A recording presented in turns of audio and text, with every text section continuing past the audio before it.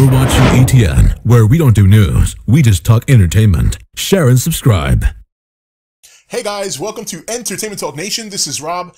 This video, we're going to do the review for the season finale of The Walking Dead. Just finished watching it.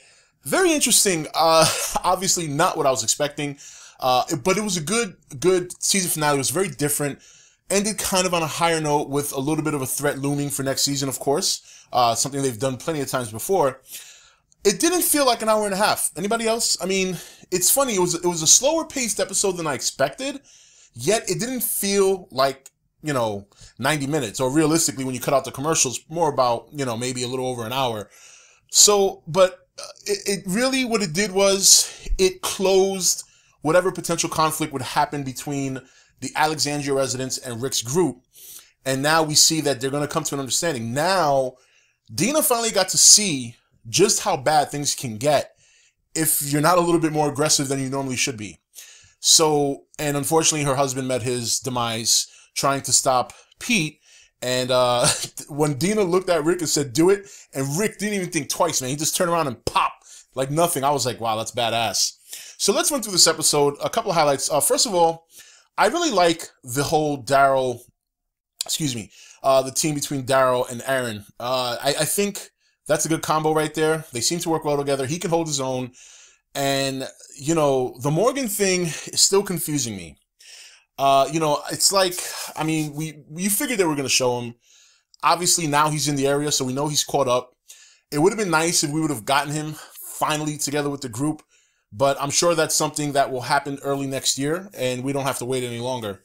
But it was nice to see him come to Daryl and Aaron's rescue, and that scene with the zombies, that was a really, really well thought out scene in terms of how they set up the trap.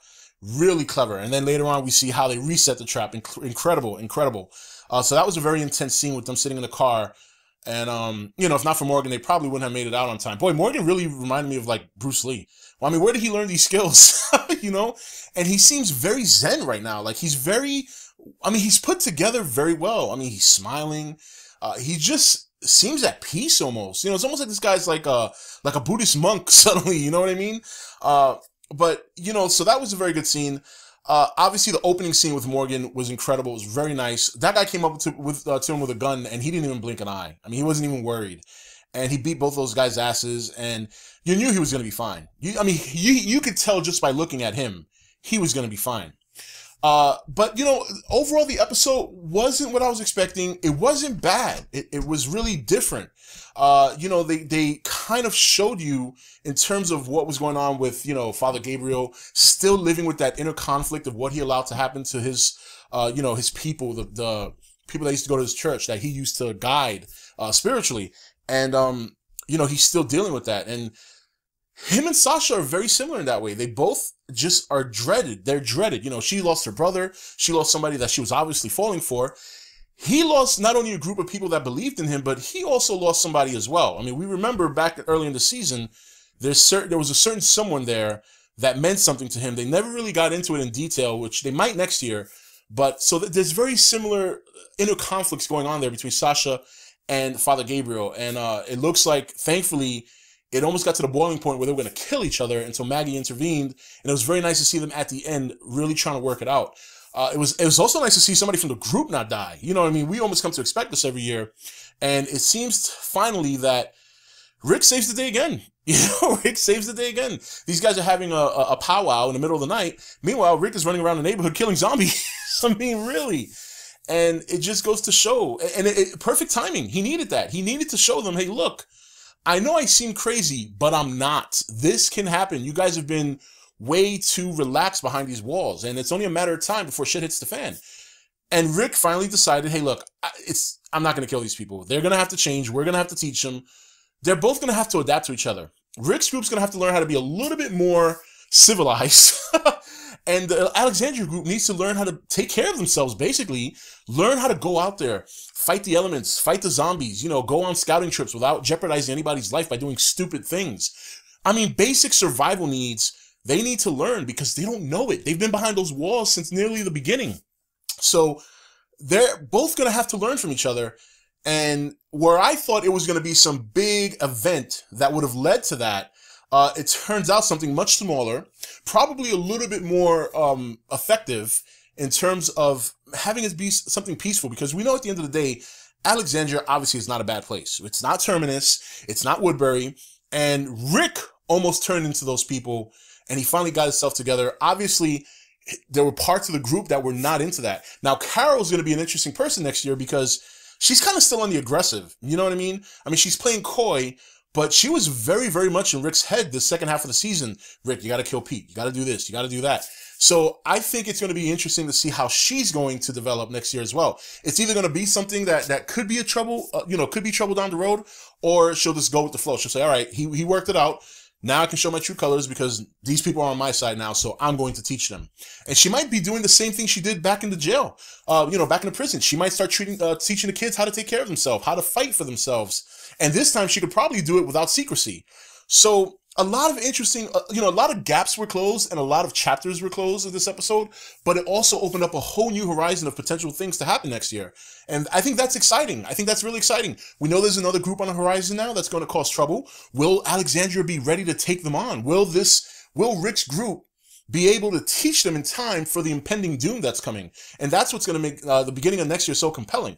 So while it wasn't what I expected, while it was a little bit slow paced, I think it did what it needed to do, which was close certain chapters, close certain gaps, mainly the gap between Alexandria residents and Rick's group, and set the tone for next year, which I think is going to be a much bigger season in terms of challenges that Alexandria is going to have to face. Because now Rick's not in a prison anymore with his core. He is in a big neighborhood with big walls, with half the people there that don't know what the hell they're doing. It's going to present a whole new slew of challenges. There's going to be a lot more deaths, and there's going to be mistakes. People are going to die because of mistakes. I mean, remember, Glenn brought that guy back, so, and I'm glad Glenn didn't bite the dust. I was kind of looking scary there for a minute.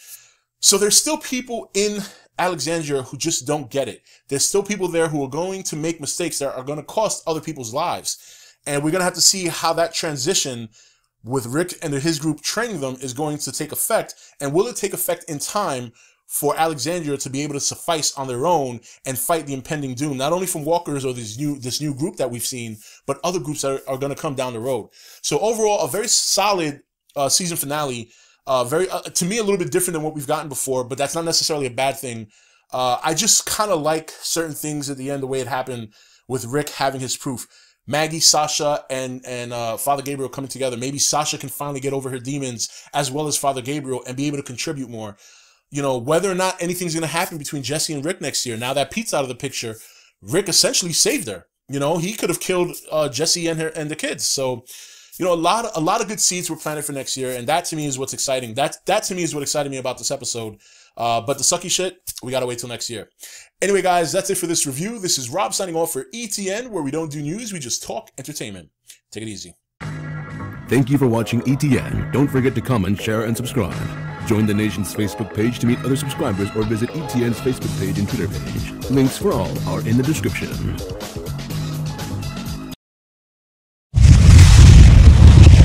You're watching ETN, where we don't do news, we just talk entertainment. Share and subscribe. Hey guys, welcome to Entertainment Talk Nation. This is Rob. This video, we're going to do the review for the season finale of The Walking Dead. Just finished watching it. Very interesting. Obviously not what I was expecting, but it was a good season finale. It was very different. Ended kind of on a higher note with a little bit of a threat looming for next season, of course. Something they've done plenty of times before.